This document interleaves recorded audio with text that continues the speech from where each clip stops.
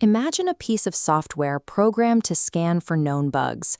Now remove the human operator and give that software the ability to actively hunt, discover, and exploit hidden vulnerabilities in the world's most secure computer systems, entirely on its own.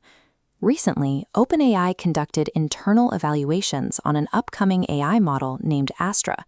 The results showed significant, measurable leaps in agentic coding and cybersecurity tasks. The data from those tests led OpenAI to make a very specific, carefully worded admission. They cannot rule out the possibility that Astra possesses critical cyber capabilities.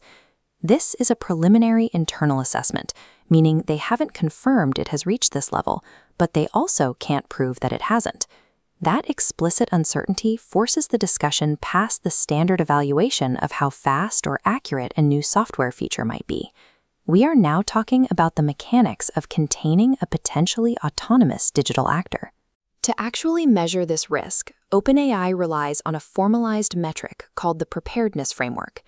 This diagram illustrates the structure of that framework, and we need to look specifically at the top red tier, labeled critical. A model hits this threshold if it can develop functional zero-day exploits, which are attacks against previously unknown software flaws, without human intervention, or if it can execute a novel end-to-end cyber attack based on nothing but a high-level goal. Previous models, like GPT 5.6 Sol, maxed out below at the high tier. But right now, Astra's marker is hovering directly on that critical red line. Crossing that line means crossing a strict scientific boundary. It is the exact point where an AI transitions from a helpful digital tool requiring human direction into an autonomous cyber agent. While Astra scored highly on those initial agentic coding benchmarks, the testing process is far from over. Active, ongoing evaluation is required to map out exactly what the model can and cannot do. To be clear, Astra is still an upcoming, unreleased model. It also had absolutely no involvement in the recent Hugging Face security exploit, despite rumors you might have seen circulating online.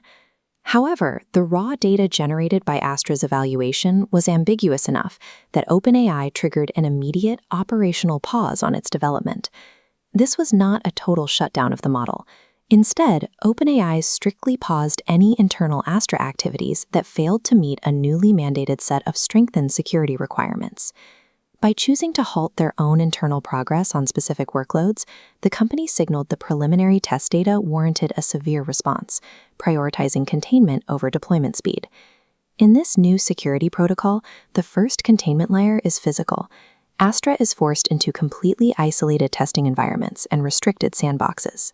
Next, they cut off its reach, severely restricting access to outside networks, while heavily encrypting the model's core architecture. On top of those physical barriers, they deployed an active defense system. OpenAI implemented universal monitoring across all Astra applications to constantly check for misalignment or risky actions.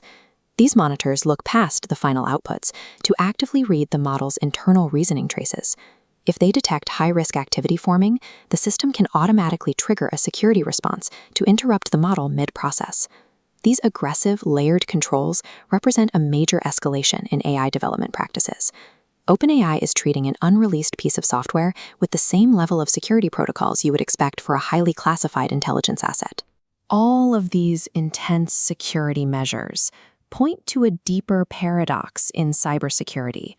We actually need to build highly capable cyber AI in order to defend against future threats. OpenAI argues that these advanced models must be developed so human defenders can use them to identify and patch critical infrastructure vulnerabilities long before human attackers find them. The flip side is the inherent risk of the technology itself. If these exact same capabilities cross the critical threshold without adequate controls in place, they give bad actors the ability to launch offensive attacks at a speed and scale we haven't dealt with before. The tech industry is currently caught in a tight bind. The precise autonomous engine required to secure global networks tomorrow is identical to the engine most capable of compromising them today. This tension between attacker and defender creates a massive industry-wide governance problem. There is no standard playbook for how models with this level of potential should be tested, who gets to access them, or how they can eventually be deployed safely. To address this vacuum, OpenAI committed to bringing in outside help. They are partnering with relevant government agencies and selected AI safety organizations to independently test and probe Astra's limits.